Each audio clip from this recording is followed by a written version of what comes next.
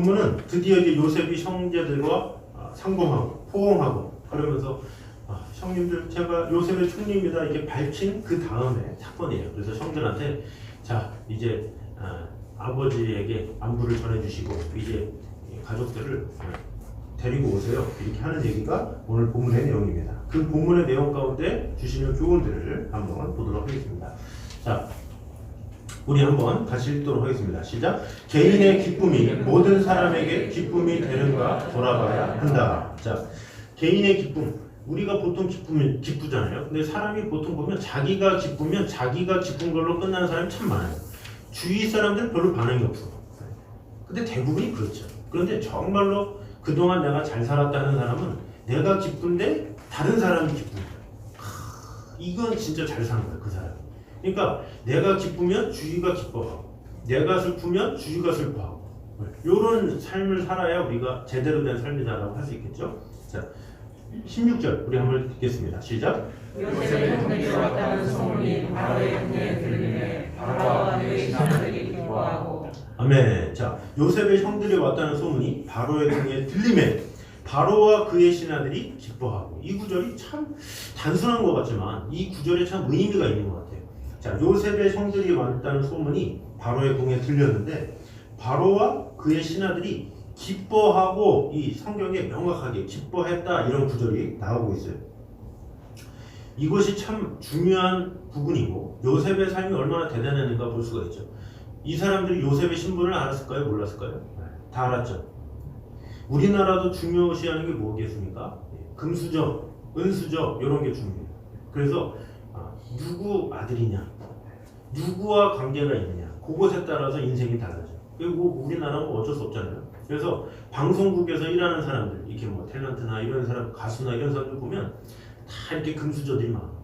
그래서 아버지의 등을 업고 가수가 되고 엄마의 등을 타고 탤런트가 되고 그런 경우가 대부분이에요. 그래야 빨리빨리 그냥 데뷔하고 오디션도 필요 없어. 그냥 가가지고 그냥 하면 되는 거예요. 그냥 동생이라는 그 이유 하나만으로 프로그램에 같이 나가요. 그게 바로 이 금수저의 어떤 그런 거죠. 뭐 학교도 그렇죠. 우리나라 뭐 금수저만 되면 뭐 대학도 보장되고 군대도 쉽게 빠질 수 있고 아니다 할지라도 어쩔 수 없어요. 그런 이 세상이 그렇게 돌아가는 거예요. 그런데 금수저도 아니고 은수저도 아니고 그러면은 뭘 타느냐? 라인을 타는 거죠. 라인. 누구 라인에 붙어 있느냐? 그래서 약삭 빠른 사람들은 그 라인을 타요. 샥 해가지고 누구 밑에 샥 붙어가지고 잡아 하면서 그 라인에 딱 붙으려고 애를 써요. 그래서 그 라인을 차지하기 위해서 사람들은 목숨을 걸어요. 그래서 제가 이게 대학 때도 그 어느 교수님을 딱 정리해야 돼요. 근데 그 교수님의 제자가 되기 위해서 어떻게 되느냐? 그 교수님이 이렇게 선포했어요. 내가 금년에는 여학생 제자를 받지 않겠다. 남자 제자만 받겠다. 그 교수님이 그랬는데 그럼에도 불구하고 라인을 타기 위해서 그 신입생, 저희 같은 동기죠. 한 누나가 있었는데 그 누나가 아버지를 시켰어요. 소나기가 오는 날 교수님 집 앞에서 무릎 꿇고 있으라고. 그래서 몇 시간을 감기 걸리고 막 그러는데도 하루 종일 소나기 오는데 현관문 앞에서 무릎 꿇고 있었어요. 교수님이 감동하겠어요? 안 감동하겠어요? 그런데 아무 요동함이 없는데 그것을 얼마까지 찾아가느냐? 제자로 받아줄 때까지 찾아갔어요. 그래서 결국에는 그 누나가 제자가 됐더라. 이런 전설이 있어요. 대단하죠? 왜 그랬습니까? 라인 타려고. 그 라인만 되면 인생이 보장받으니까 그 라인을 위해서 길을 쓰는 거예요. 그래서 그 누구의 제자가 되려고 뭐를 하려고 길을 쓰는 거죠. 그래서 첫째는 금수저, 둘째는 라인인 거예요. 그래서 우리나라도 항상 그런 것들이 다 있는 거죠. 그런데 반대로 이 요셉은 어떻습니까? 인종도 달라. 같은 인종도 아니니까. 지금 애굽의 출신도 아니야. 아예 이스라엘 민족, 애굽인들이 아예 꺼려하는 그런 사람이야. 금수저도 아니고 라인도 아니야. 아무런 직책도 없어. 오히려 노예였어요. 그리고 감옥에 있었던 사람이야. 근데 그런 사람이 총리가 됐어. 어떡하겠어요? 바로 주위에는 득실득실해요. 그 바로 밑에 하면서 그 라인으로 인해서 그 자리를 얻으려는 사람이 득실득실해요. 우리가 보면 저 사람 어떻게 높은 위치에 있는 사람이 저럴 수 있어 막 이러지만 어떻게 보면 높은 위치에 있는 사람이 자기 스스로 되는 경우도 있지만 그 밑에 있는 사람들이 바람을 넣는 거예요. 은퇴하지 마세요. 뭐 하지 마세요. 왜? 자기 이득 때문에. 그러니까 막 서로 막 그런 사람들이 득실득실 하거든요. 그러니까 바로 밑에 그런 사람들이 가득한 거예요. 근데 그런 상황에서 갑자기 이도저도 아닌 고향도 모르고 출신도 모르고 그저 노예 출신인 한 요셉이 갑자기 덩그러니 와가지고 총리가 됐어. 얼마나 그 신하들과 그 많은 사람들이 막 피가 끓겠어. 도대체 저놈을 어디로 말려고? 어? 도대체 응? 이건 도대체 득보자 이러거든요. 요즘에 이런 말도 안 되는 사람이 어떻게 됐느냐 그러면서 막 이를 갈고 있을 거란 말이죠. 근데 그러면 만약에 그런 상황이면 어떻게 돼요? 요셉이 형제들을 만났다는 소문이 들림에 바로와 그의 신하들이 이를 갈더니 이렇게 돼야 되죠. 이 사람한테 좋은 일이 있어. 이 사람 또 어떻게 쫓아내지? 해야 되는데 바로와 그의 신하들이 기뻐했다라는 건 뭐예요? 그만큼 요셉의 삶이 준비되어 있었고 다른 사람에게 영향력을 주고 다른 사람에게 기쁨을 주는 삶이었기 때문에 바로와 그의 신하들도 기뻐했더라 이렇게 이야기를 하고 있다는 거죠. 우리가 보통 이 사촌이 땅을 사면 배가 아프다 그러잖아요. 근데 배가 아픈 이유가 뭔지 아십니까? 사촌이 나랑 관계가 없으면 배가 아파요. 사촌이 나한테 별로 도와주는 게 없고 사촌이 나에게 큰 유익을 안 주면 배가 아파요. 그런데 그 사촌이 나를 섬겨주고 사랑해주고 아껴주고 뭔가 좋은 일이 있으면 같이 나누고 그런 사촌이 만약에 좋은 일이 일어나면 같이 기뻐. 왜냐? 내가 기뻐하면 서로 좋으니까. 그러니까 이 내가 잘됨으로 인해서 다른 사람이 기뻐한다는 것은 내가 그만큼 그에게 좋은 영향을 끼친 거예요. 그러니까 그들이 기뻐하는 거죠. 내가 슬퍼하면 그들이 정말로 그만큼 슬퍼한다. 그러면 내가 그동안 잘 산 거죠. 그러니까 내가 슬퍼할 때 진정으로 슬퍼하고 위로해주고 함께 하는 거죠. 그래서 나의 삶이 어떠하느냐 이것이 참 중요한 거예요. 내가 어떤 금수저냐 라인을 타느냐 이게 중요한 게 아니라 나의 삶이 어떠하냐 그것이 준비만 되면 금수저가 아니라 할지라도 라인을 안 탄다 할지라도 아무 상관없이 모두가 한 가족이 돼서 화목하게 하나님의 마음으로 하나님의 사랑으로 온전한 팀워크로 같이 우는 자들로 함께 울고 웃는 자들로 함께 웃고 이렇게 할 수 있다라는 것이죠. 그래서 우리의 모습 나 자신을 잘 돌아볼 줄 알아야 된다라는 것이죠. 그래서 내가 좋은 일이 있을 때 주위 사람들이 진심으로 축하해 줄 정도로 내가 준비된 사람인가 이것이 참 중요한 거예요. 그래서 내가 잘 되나 못 되나 이것보다 더 중요한 건 내가 잘 됐을 때 얼마나 주위 사람들이 같이 와 진심으로 박수 치면서 축하해주고 그런 사람이 행복한 거예요. 근데 내가 잘 돼 일이 잘 풀리는 것 같은데 주위의 사람이 아무런 반응이 없어. 그러면 얼마나 외롭고 슬프겠습니까? 이거 좋은 게 좋은 게 아니죠. 그래서 사람은 언제 행복합니까? 이 관계로 많이 행복하거든요. 그래서 내가 정말로 잘 될 때 주위까지 축하해 줄 수 있는 내가 정말로 슬플 때 주위까지 정말로 슬퍼해 줄 수 있는 그런 일이 일어나야 진정한 복된 자다라는 것이죠. 그래서 우리 모두가 나의 기쁨이 나의 기쁨으로 끝나지 아니하고 주위의 기쁨으로 끝날 수 있는 그런 자로 세워지는 저와 여러분 되시기를 주님의 이름으로 축원합니다. 자, 두 번째입니다. 우리 같이 읽겠습니다. 시작. 기도의 사람은 주위의 환경을 아름답게 이끄신다. 자, 우리 17절을 또 보도록 하겠습니다. 17절부터 쭉 보는데 먼저 17절을 한번 보도록 하겠습니다. 시작. 바로는 요셉에게 이르되 내 형들에게 명령하기를 너희는 이렇게 하여 너희 양식을 싣고 가서 가나안 땅에 이르거든. 자, 여기 보니까 이 요셉에게 바로가 명령하는 장면이 나와요. 자, 그런데 요셉에게 바로가 명령을 하는데 요셉이 바로에게 바로시여 제 형들이 왔다는 거 들으셨죠? 제가 사실 필요한 게 있습니다 라면서 구구절절 이야기를 하지 않았어요. 그런 내용이 안 나와. 그냥 바로가 요셉을 불러서 그 순간 그냥 말을 해요. 그냥. 자, 그런데 어떻게 해주느냐? 빨간색을 보면 이렇게 하여 너희 양식을 싣고 가서 이 양식은 뭐겠습니까? 애굽에 있는 양식이겠죠. 그것을 싣고 가라. 그리고 18절에 너희 아버지와 너희 가족을 이끌고 내게로 오라. 내가 너희에게 애굽의 좋은 땅을 주리니 땅까지 주겠대요. 애굽의 좋은 땅. 이것을 주겠다라고 하고 있죠. 그런데 그 애굽의 좋은 땅도 고센 땅이라고 그래서 그 애굽 사람들은 함께 있는 것을 싫어하기 때문에 아예 별도의 땅을 마련해 주겠다 이렇게까지 얘기하고 있는 거예요. 자, 그 다음에 18절 이제 명령을 받았으니 이렇게 하라. 너희는 애굽 땅에서 수레를 가져다가 이렇게 얘기해요. 수레. 이 수레 보면 우리가 딱 보면 야, 요즘 시대에 수레 뭐 덜컹덜컹 할 수 있지만 이 당시 때 수레는 오늘날의 리무진이에요. 리무진. 야, 리무진 가지고 야, 이거 가장 좋은 긴 차 이런 거 있잖아요. 그런 거 쫙. 이거 보기만 하면 막 깜짝깜짝 놀라는 그런 거. 이거 가져가 이런 얘기하는 거예요. 수레를 가져다가 너희 자녀와 아내를 태우고 자 자녀가 얼마나 많겠어요? 아내가 얼마나 많겠어요? 그리고 너희 아버지를 모셔오라 다 태우려면 수레가 하나겠습니까? 수레를 쫙 가져가라는 거예요. 대량으로 다 가져가. 리무진 한 대가 아니라 리무진 여러 대 다 가져가. 가족 수대로 다 가져가. 이런 거예요. 자 마지막에 또 너희의 기구를 아끼지 말라. 애굽 땅에 좋은 것이 너희 것이니라. 애굽 다 네 거야. 아주 대단한 거죠. 애굽 왕이 금수저도 아니고 라인도 없고 아무것도 없는 노예 출신인 요셉에게 야 이 땅 다 너희 거야. 땅 떼줄게. 수레 다 가져가. 양식 다 가져가. 아주 파격적이다라는 거죠. 어떻게 했는데 요셉이 아무것도 안 했는데 바로가 먼저 불러서 야 너 필요하지? 야 이거 필요할 것 같아. 가져가 얘기했다는 거죠. 이것이 참 중요한 거예요. 요셉이 막 형들이 왔는데 어떡하지? 이것도 필요하고 저것도 필요할 텐데 뭐 이렇게 뭐 A4 용지에다가 뭘 써볼까? 그러면서 제가 필요한 것은 사실 양식 조금 하고 혹시나 아버지 이렇게 모시고 오면 땅이 조금 필요할 것 같은데 제가 지금 거하는 곳은 우리 아내랑 자느라고 아이 둘하고 좀 너무 좁아서 그런데 조금 별채 하나만 마련해 주시고 구구절절히 썼겠죠. 그러나 그렇지 않았다라는 거죠. 그냥 바로가 그냥 요셉을 불러다가 야 너 이거 필요하지? 이대로 해. 쫙 가. 딱 이렇게 되는 거죠. 이게 무엇이겠습니까? 요셉이 하나님의 사람이기 때문에 그래요.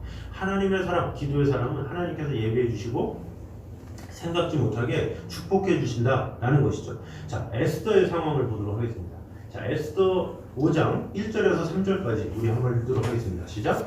제3일에 에스더가 왕의 예복을 입고 왕궁 안뜰을 두고 어전 맞은편에 서니 왕이 오전에서 전문에 대하여 왕자에 앉았다가 왕후 에스더가 뜰에 선 것을 본즉 매우 사랑스러움으로 손에 잡았던 금줄을 그에게 내미니 에스더가 가까이 가서 금줄 끝을 만진지라. 왕이 이르되 왕후 에스더여 그대의 소원이 무엇이며 요구가 무엇이냐 나라의 절반이라도 그대에게 주겠노라 하니. 아멘. 자 여기 보니까 제3일에 에스더가 왕후의 예복을 딱 입고 왕궁 안뜰 곧 어전 맞은편에 서니 왕이 어전에서 전문을 대하여 왕자에 앉았다가 왕후 에스더가 뜰에 선 것을 본즉 매우 사랑스러웠다. 그렇게 보였다라는 거죠. 그래서 손에 잡았던 금줄을 그에게 딱 내미니까 에스더가 가까이 가서 금줄을 만진 거예요.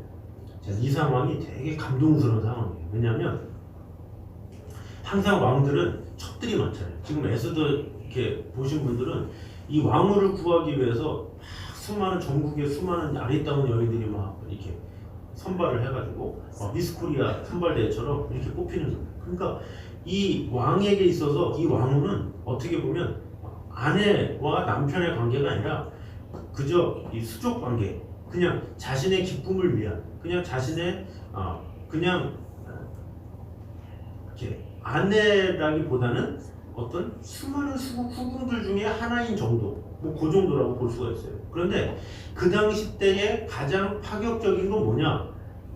이 왕이 그냥 그날 기분에 따라 가지고 이렇게 그 다음날 너 뭐 이런 식으로 이렇게 함께 하는데 그 왕후 후궁한테 이런 얘기는 잘 안 해요. 나라의 절반이라도 주겠다. 이건 누굽니까? 가장 충성된 신하나 아니면 정말로 대단한 사람. 왕후면서도 그래도 가장 오래 했던 왕후나 뭔가 이렇게 영향력 있는 그런 왕후한테나 나라의 절반을 주겠다. 파격적인 얘기를 하지 아무나 얘기를 하지 않아요. 그런데 이 왕이 갑자기 에스더를 보고 사랑스럽네 그러면서 금호를 딱 준 거예요. 이렇게.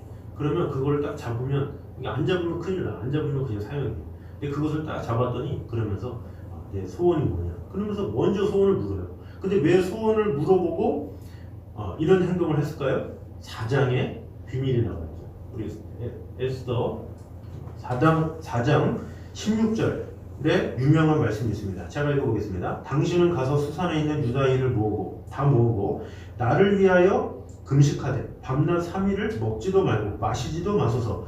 나도 나의 시녀와 더불어 이렇게 금식한 후에 규례를 어기고 왕에게 나아가리니 죽으면 죽으리이다 하니라 그랬어요. 그 유명한 구절이 바로 전에 있어요. 유대인들을 다 모으고 나를 위해서 금식하라.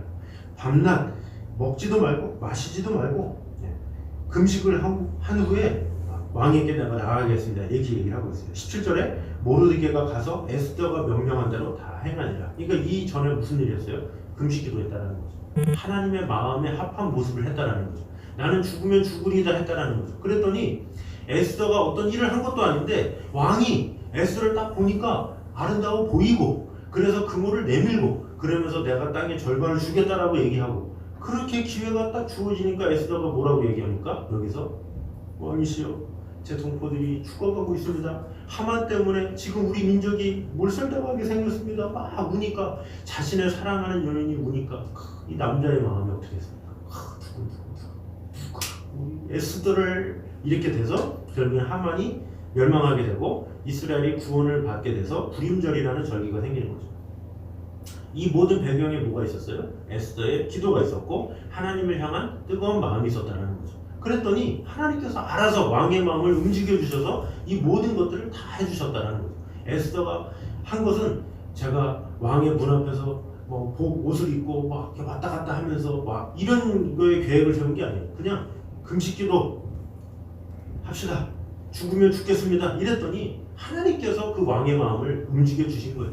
그러니까 에스더 스스로는 왕의 마음을 못 움직여요. 하나님께서 움직이신다는 걸 알았기 때문에 금식기도 합시다 이렇게 됐다라는 것이죠. 그래서 우리는 아무것도 할 수 없지만 하나님을 하실 수 있기 때문에 그 하나님의 능력을 믿는 자에게 능치 못한 일이 없도록 하신다라는 것입니다. 자, 우리 이삭도 마찬가지입니다. 우리 26절부터 28절까지 한번 읽어보도록 하겠습니다. 시작. 아비멜렉이 그 친구와 이삭과 군대장과 기물과 더불어 그랄에서부터 이삭에게로 온지라. 이삭이 그들에게 이르되 너희가 나를 미워하여 나에게 너희를 떠나게 하였거늘 어찌하여 내게 왔느냐. 그들이 이르되 여호와께서 너와 함께 계심을 우리가 분명히 보았으므로 우리의 사이 곧 우리와 너 사이에 맹세하여 너와 계약을 맺으리라 말하였노라. 아멘. 자, 여기 보니까 아비멜렉이 그 친구 아후삭과 군대장관 비골과 더불어서 그랄에게서부터 이삭에게로 왔대요. 왜? 조약을 맺으러 온 거예요. 이삭과 당신하고 조약 맺으시다 이렇게 온 거예요. 근데 이 전의 상황이 어떤 상황입니까? 이삭이 우물을 파는 거예요. 근데 우물을 팔 때마다 이 사람들이 와가지고 이거 내 우물인데 그럼 시비 걸어가지고 우물을 빼앗은 거예요. 제가 전에 이삭에 대해서 설교할 때도 그랬지만 이 당시 때 우물을 팔려면 적어도 200m를 파야 돼. 200m, 300m를 파야 물이 나올까 말까고. 그것도 한 번 파는 게 아니라 한 수백 개를 파야 물의 근원이 나와야 그게 우물이 되는 건데 그 우물을 몇 번 빼앗았어요? 3번이나 빼앗은 거예요. 그 3번이나 빼앗았는데 이삭은 거기서 아비멜렉 너 자꾸 내 거 빼앗어 그러지 않고 가져가? 그래 가져가. 그냥 그러고 또 다시 파고 또 물이 생겼어요. 그럼 아비멜렉이 또 뺏었어. 그래 가져가. 그래서 르호봇, 신나 막 이렇게 짓잖아요. 그래서 다툼이 있다. 뭐 여러 가지 이런 이름까지 지어가면서 그냥 우물을 내준 거예요. 그냥 이삭이 뭐 아비멜렉 붙잡고 어떻게 네가 나한테 그럴 수 있어 이렇게 안 한 거예요. 그냥 우물 뺏어가? 그래 가져가. 그냥 그러면서 그냥 이삭은 다 그냥 판 거예요. 그래서 마지막 우물을 팠을 때 아무 일이 없었다 이렇게 했잖아요. 그런데 그것을 통해서 아비멜렉이 깨달은 거죠. 하나님이 살아계시네. 이것을 깨달은 거예요. 그래서 알아서 이삭에게 찾아와서 우리가 조약을 맺읍시다. 이렇게 화해하는 내용이 오늘 본문의 내용이에요. 이게 뭡니까? 이삭이 구구절절 가가지고 아비멜렉한테 막 신세 한탄하고 어떻게 당신은 알지 않습니까? 우물을 파는데 얼마나 힘든지 알잖아요. 그러면서 내 지금 종들이 지금 다 삽질하느라고 지금 고생하고 막 구구절절 얘기 안 했어요. 그냥 뺏어가는 대로 그냥 놔두고 그냥 했는데 아비멜렉의 마음이 변화가 되었다는 거죠. 왜 그렇습니까? 하나님께서 일하셨기 때문에 가능했다라는 것이죠. 그래서 잠언 말씀에 뭐라 그러니까 사람의 행위가 여호와를 기쁘시게 하면 그 사람의 원수라도 그와 더불어 화목하게 하느니라 그랬어요. 이게 바로 그거예요. 하나님과의 관계가 뜨거울 때 하나님께서는 그 사람의 원수라도 그 마음을 변화시켜 주신다. 그것이 바로 하나님의 말씀이요 하나님의 뜻이다 라는 것이죠. 그래서 내가 무엇인가를 하겠다. 내가 저 사람과 좋은 관계 가운데 어떻게 해야 되는데 막 뭐 애쓸 필요가 없어요. 그 무엇보다 내가 먼저 기도의 사람이 되고 하나님의 사람이 되고 내가 하나님을 향할 때 하나님께서 그 모든 관계를 회복해 주시고 보내주신다라는 것이죠. 그래서 우리 모두가 어떠한 상황이 온다 할지라도 기도의 사람, 하나님의 사람은 주위의 환경까지도 변화시켜 주시는 분이 하나님이시기 때문에 우리는 하나님만 기쁘시게 하면 되는 거예요. 하나님을 영원롭게 하면 하나님께서 다 해결해 주시는 것이죠. 아브라함이 아내가 뺏겼을 때 아내가 그 당시 때도 아비멜렉에게 뺏겼을 때 어떡합니까? 하나님이 꿈에 나타나가지고 아비멜렉의 꿈에 나타나가지고 너 이놈, 너 아브라함의 아내를 왜 데려가? 막 그걸 혼내잖아요. 하나님이 일하시는 거예요. 하나님이 일하시는. 이 기도의 사람, 하나님의 사람은 하나님께서 일하시는 거예요. 그래서 우리가 특별 새벽 기도나 이렇게 기도합시다 이거예요. 하나님께 구해야 우리의 모든 문제를 해결해 주실 수 있기 때문에 그 근원이신 하나님 앞에 나오라는 거예요. 근데 우리는 뭐라고 해요? 바쁘다. 할 일 많아서 이런저런 막 이유를 대요. 왜? 인간적으로 뭔가 해야 능률이 오르는 것처럼. 그러나 그렇지 않다는 거예요. 하나님을 기쁘시게 하면 나의 환경도 바뀌어주시고 사람의 마음도 변화시켜주시고 모든 일에 형통케 하시는 분이 하나님이시다라는 것이죠. 그래서 우리 모든 상황 가운데 우리를 영화롭게 하실 주님의 은혜만을 바라보는 저와 여러분 되시기를 주님의 이름으로 축원합니다. 아멘. 자, 마지막 세 번째입니다. 시작. 100마디 말로도 부족할 때가 있다. 100마디 말로도 부족할 때가 있다. 이렇게 말하고 있죠. 자, 26절과 27절입니다. 한번 읽겠습니다. 시작. 알려주되 요셉이 지금까지 살아있어 애굽 땅 총리가 되었더이다.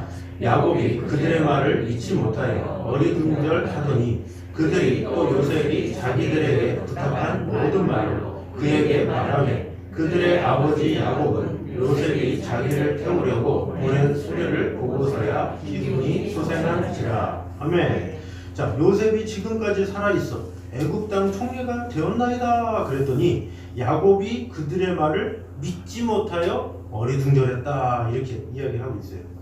자, 있을 수 없는 일이기도 하지만 이 형제들을 통해서 이미 겪은 거예요. 왜요? 이 형제들은 양치기 소년들이야. 루벤부터 시작해서 이 범죄자들이 얼마나 많아요. 그 아버지의 아들로서 신용을 벌써 다 잃었어. 루벤은 아버지의 첩과 통관을 했죠. 그리고 이 셈족을 속이고 막 죽이는 일을 루벤과 그 밑에 있는 시므온과 또 레위가 또 했죠. 그 형제들은 이미 아버지의 신임을 다 잃은 거예요. 그래서 무슨 말을 해도 아버지가 어리둥절한 거예요. 야, 무슨 말이냐? 또 왜 그러냐? 요셉이 이전에는 뭐라 그랬어요? 옷까지 하면서 이 양의 그 피 묻은 옷을 주고 나서 이 요셉의 피입니다 얘기하잖아요. 그러니까 이미 요셉이 죽었다고 분명히 얘기했는데 그걸 그때는 믿었을 거 아니에요. 근데 또 요셉이 살았다 그러니까 이 믿어지지가 않는 거죠. 그래서 이 평소에 사람들에게 신뢰감을 이게 주지 못하면 이 믿을 수가 없는 거예요. 그 사람 말이 진짜인지 아닌지 하도 신뢰를 안 줘가지고 믿을 수가 없다라는 것이죠. 그래서 이 우리가 안 믿는 분들 사람들과의 행동에서 삶에서 우리가 이것도 참 중요해요. 우리가 신실한 모습, 아름다운 모습을 보여주면 신뢰를 하죠. 그래서 오늘날의 기독교가 많이 욕을 먹는 이유가 그런 거예요. 이 신뢰를 못 보여줘서 세상에 못 보여주니까 이 세상 사람들이 오히려 안 믿어. 기독교인들 뭐 그러면 거짓말쟁이다 막 그러고 난 기독교인을 안 믿는다고. 근데 그것이 왜 그렇습니까? 그만큼 잘못된 거짓들이 막 쌓이고 쌓여서 그런 일이 일어나게 된 것이다 라는 것이죠. 그래서 우리에게 필요한 것은 항상 진실된 것, 진리를 말할 뿐만 아니라 다른 사람에게 항상 신뢰감을 줄 수 있는 그런 모습이 있어야 된다라는 것이죠. 그래서 이 언제 기운이 소생합니까? 야곱은 요셉이 자기를 태우려고 보낸 리무진을 보고서야 오 진짜네 이렇게 되는 거예요. 그들의 말은 아무리 말해도 소용없어. 이것을 딱 보고 나서 딱 증거를 보고 나서 그제서야 기운이 소생한 거예요. 그러니까 얼마나 사실 어떻게 보면 안타까운 거예요. 형제들의 말을 하나도 안 듣다가 그 증거 딱 보여주니까 믿는. 바로 오늘날의 우리 모습이 그럴 수 있다는 거죠. 세상 사람들에서 100마디 말을 하는데 안 돼. 그러다가 증거를 봐야 그제서야 아 그렇구나라고 하는 아주 씁쓸한 현실이다라고 볼 수가 있는 것이죠. 그래서 마태복음 5장 16절에 뭐라 그러니까 이같이 너의 빛을 사람들 앞에 비치게 하여 너의 착한 행실을 보고 하늘에 계신 너희 아버지께 영광을 돌리게 하라 그랬어요. 그러니까 이 세상 사람들에게 우리의 행실을 잘 보여야 그것을 통해서 사람들이 야, 저 사람의 삶을 보니 하나님이 살아계시구나 이렇게 인정한다는 거예요. 근데 하도 욕먹고 하도 그리스도인들 하면 하도 막 그러다 보니까 아, 그리스도인들 못 믿겠어. 역시 저 예수쟁이들 안 돼. 막 그러면서. 그래서 요즘에는 인터넷에 교회 관련된 기사만 나오면 전 보지도 못해요. 그 댓글 무서워서 볼 수가 없어. 하도 욕을 많이 해가지고 어떻게나 그렇게 욕을 하고 막 들끓이는지. 근데 그것을 댓글 다는 그 사람들이 잘못했습니까? 아니, 우리가 이미 신뢰를 다 잃은 거야. 이미 다 신뢰를 잃어가지고 뭐를 해도 딱 꼬투리 잡혀가지고 공격당하는 거야. 그래서 우리는 나의 삶을 잘 돌아보면서 나의 삶을 통해서 하나님은 이를 이루시길 원하시는데 하나님의 마음은 그런데 내 삶이 따라가지 못해서 욕을 먹는 경우가 엄청나게 많다라는 것이죠. 그래서 우리는 하나님의 은혜를 구하고 하나님의 사랑을 구하고 하지만 하나님께서 우리에게 그 사명을 주시면서 우리에게 선한 삶을 살아라, 영향력 있는 삶을 살아라, 우리에게 자유의지를 주신 거예요. 근데 그 자유의지를 우리는 잘못 사용해서 덕이 안 되고 이 다른 사람에게 기쁨이 되지 못하는 경우가 참으로 많다는 것이죠. 그래서 우리는 나의 삶을 다시 한번 돌아봐야 되는 거예요. 그래서 이 예배당에 이 예배 드리는 것은 예배당에서 드리는 이것이 끝이 아니에요. 오늘날의 한국교회가 잘못됐던 것이 그동안 우리가 회개될 것이 그거예요. 예배 때는 막 뜨거워 주여 뭐 울면서 회개합니다 뭐 이러다가 문막만 나가면 그러면서 원상태로 돌아와. 그러니까 뭐 교회를 다니나 안 다니나 아무런 소용이 없잖아요.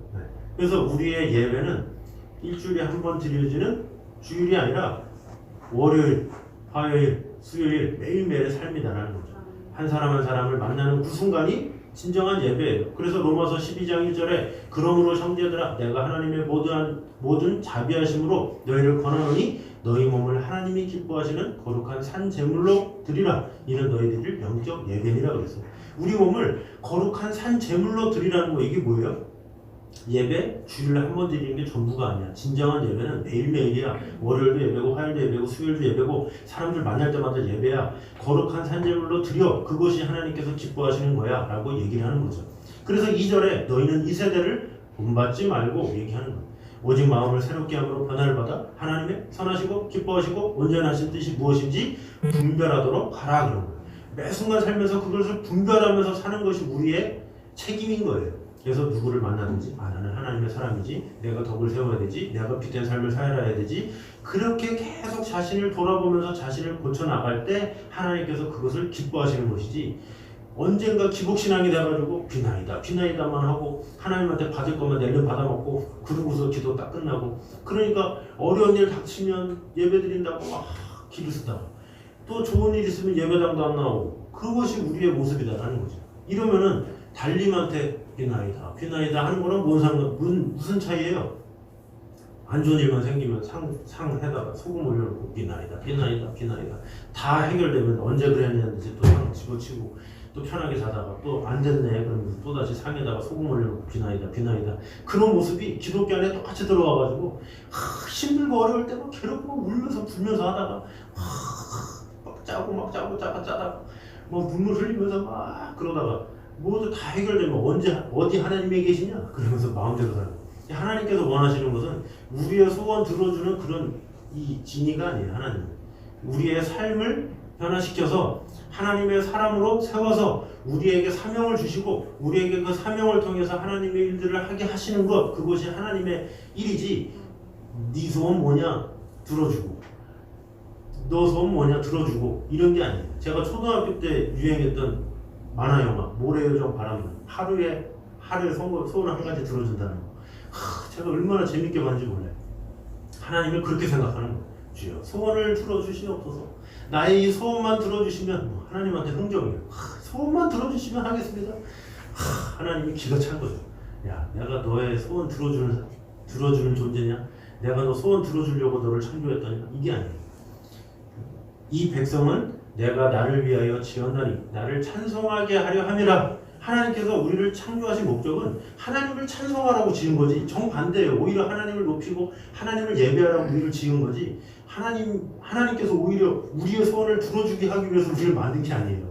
그래서 우리는 그것을 잘못하니까 예배는 오래 드리고 신앙생활을 오래 해도 신앙생활에 기쁨도 없고 성장도 없는 거예요. 그래서 우리는 하나님 앞에 무엇을 구해야 되겠습니까? 주여, 내가 더욱더 변화되게 하여 주시옵소서. 내가 하나님의 사람으로 살아가게 하여 주시옵소서. 내가 빛된 삶을 전하게 하여 주시옵소서. 나를 오늘도 변화시켜 주시옵소서. 나를 오늘도 깨트려 주시옵소서. 오늘도 내려놓게 하여 주시옵소서. 이런 삶을 하나님께서 기뻐하시지, 아무리 예배당에 나와 5시간을 기도한들 6시간을 기도한들 소원만 수백 가지면 아무 소용이 없다는 것이죠. 그래서 우리 모두가 하나님 앞에 나의 모든 생각과 마음을 다 드림으로 말미암아 주여, 내 삶을 받아주시옵소서. 주님께서 나를 통해서 계획하신 그 일을 온전히 이루기를 원합니다. 그러면서 하나님께서 나에게 주신 대로 온전히 살아가는 삶, 그것을 하나님께서 원하신다라는 것이죠. 그래서 우리 모두가 하나님께서 우리 각 사람에게 주신 사명들이 있어요. 소명들이 있어요. 해야 될 일이 있어요. 그것을 하는 것이 중요하지 우리의 소원이 중요한 게 아니라는 거죠. 그래서 우리가 하나님 앞에 우리의 소원 구하지 말고 하나님 앞에 주님, 나에게 어떤 소명을 주셨습니까? 하나님께서 나에게 이 땅에서 해야 될 일이 무엇입니까? 그것을 바라보면서 하나님의 소명대로, 하나님의 뜻대로, 하나님의 마음대로 살아감으로 하나님을 정말로 기쁘시게 하는 저는 되시기를 주님의 이름으로 축원합니다. 자, 우리 시간에 기대라는 찬양 하도록 하겠습니다.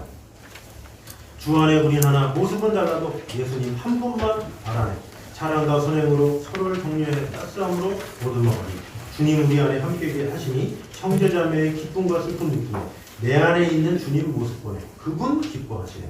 주님 우리를 통해 계획하신 일, 부족한 입술로 찬양하게 하시니 주님 우리를 통해 계획하신 일, 너를 통해 하실 일 기대해.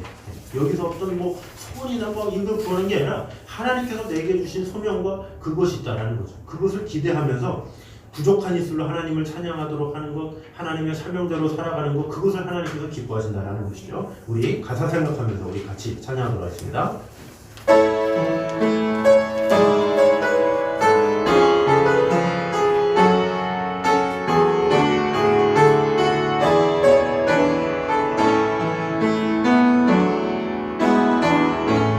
주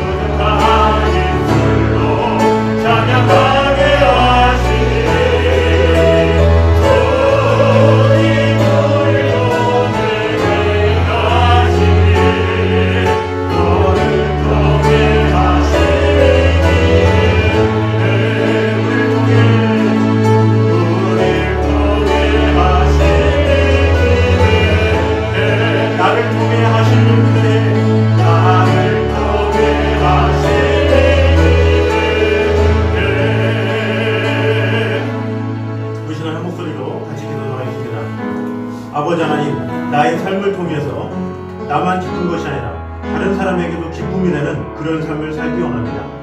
나의 기쁨으로 끝나지 않고 나의 슬픔으로 끝나지 아니하고 다른 사람에게도 나의 영향력이 끼칠 수 있는 그런 자가 되게 하여 주시옵소서. 또한 기도의 사람, 하나님의 사람은 주위의 모든 환경도 변화시켜 주신다는 것을 오늘 보게 되었습니다.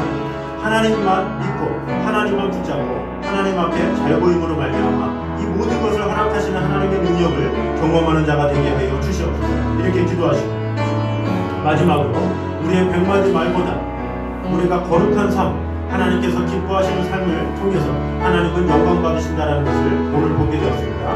우리 다 같이 기도할 때 주님, 내가 하나님 앞에 어떤 소원을 구하기 위해서 하나님 앞에 나오는 것이 아니라 하나님께서 내게 주신 그 사명대로 살아갈 수 있는 예배자의 삶, 하나님께서 하나님의 영광을 위해서 살아갈 수 있는 그런 삶을 살아가는 자가 되게 하여 주시옵소서. 이렇게 다 같이 한 목소리로 같이 기도하도록 하겠습니다. 하나님 감사합니다. 아버지 하나님, 정말 주님께서 우리를 불러주시고 지켜주시고 언제나 함께해 주신 주님의 은혜를 찬양합니다. 주님만을 사랑하오니 주님 지켜주시고 역사하여 주시옵소서. 마음을 다해 주님을 사랑하며 아버지 하나님의 은혜가 온전히 지켜주시고 언제나 함께하여 주시옵소서. 나의 기쁨이 나의 기쁨으로 끝나지 않고 다른 사람에게 기쁨이 되는 삶을 살게 하시고 나의 기쁨이 나의 삶을 통해서 끝나는 것이 아니라 다른 사람에게도 슬픔이 되어지는 그런 삶이 될 수 있도록 함께해 주시고 함께하여 주시옵소서. 아버지 하나님, 기도의 사람, 하나님의 사람은 주의 권명한 아름답게 해주시고 오늘 되었습니다. 아버지 하나님, 주님께서 나를 함께하시고 가르치시고 기도의 사람, 아버지 하나님의 사람은 주님을 함께하여 주시옵소서. 모든 것을 아버지 하나님의 영광 가운데 다 풀어놓으실 수 있도록 지켜주시고 함께하여 주시옵소서. 또한 우리가 말로도 부족할 때가 있습니다. 아무리 우리가 많은 말을 한다고 우리가 사는 영향력을 끼치고 선한 삶을 살지 못하면 아무리 우리의 우리의 삶이 거룩한 사제물로 드리는 예배자의 삶이 되게 하시고 하나님께서 기뻐하시는 그런 삶이 되게 하소서. 아버지 하나님의 영광 위하여 아버지 하나님의 위하여 흔들릴 수 있도록 지켜주시고 함께하여 주시옵소서. 아버지 하나님, 우리가 살아가는 동안에 기쁜 일이 있고 슬픈 일이 있습니다. 그러나 그 기쁨이 나의 기쁨만으로 끝나지 아니하고 다른 사람에게도 기쁨이 되는 삶이 될 수 있도록 지켜주시고 함께하여 주시옵소서. 나 자신에게서도 나 개인에게만 슬픔이 돼서 끝나는 것이 아니라 다른 사람에게도 슬픔이 될 수 있는 그런 덕스러운 삶이 될 수 있도록 지켜주시고 함께하여 주시옵소서. 아버지 하나님, 또한 기도의 사람, 하나님의 사람은 주위의 환경을 아름답게 하나님께서 이끄심을 보게 되었습니다. 사람의 행위가 여호와를 기쁘시게 하면 그 사람의 원수라도 그로 더불어 화목하게 하신다고 하셨는데 아버지 하나님, 우리의 행위가 아버지 하나님만을 기쁘시게 하는 자가 되게 하여 주시옵소서. 우리가 바쁘지만 분주하지만 그러나 하나님 앞에 나와 예배하는 것에 가장 우선순위를 둠으로 말미암아 하나님을 영화롭게 할 때 하나님께서 우리의 삶의 모든 문제를 해결해 주실 것을 믿고 하나님만 믿고 나아갈 수 있도록 지켜주시고 함께하여 주시옵소서. 또한 100마디 말로도 부족할 때가 있음을 오늘 보게 되었습니다. 우리의 잘못된 삶으로 말미암아 세상이 그리스도인지를 못하는 그런 안타까운 상황 가운데 있습니다. 주님, 하나님 앞에 우리가 나의 소원을 구하기보다 하나님께서 나에게 주신 그 사명이 무엇인지를 발견하여서 어떻게 하면 하나님의 영광 위해 살까, 어떻게 하면 하나님의 뜻을 위해 살까, 어떻게 하면 예배자로 살까를 고민하며 하나님의 사람으로서 진정한 빛과 소금으로서의 사명을 감당하는 귀한 성도들 될 수 있도록 지켜주시고 함께하여 주시옵소서. 우리가 드려지는 이 예배는 지금 이 순간에서 끝나는 것이 아니라 우리가 문을 열고 나가는 순간 그 순간에 진정한 예배가 시작된다는 것을 꼭 기억함으로 말미암아 우리의 매일매일이 거룩한 산제물로 주님 앞에 온전히 드림받는 귀한 삶이 될 수 있도록 지켜주시고 함께하여 주시옵소서. 이제 우리 주 예수 그리스도의 은혜와 아버지 하나님의 무한하신 사랑과 성령님의 교통하심이 늘 우리와 함께 계셔서 우리를 통해서 큰 일을 행하시길 원하는, 그런 하나님만 바라보길 원하는 이 자리에 있는 모든 성도들 위해 이부터 영까지 함께 있기를 간절히 축원하옵나이다. 아멘.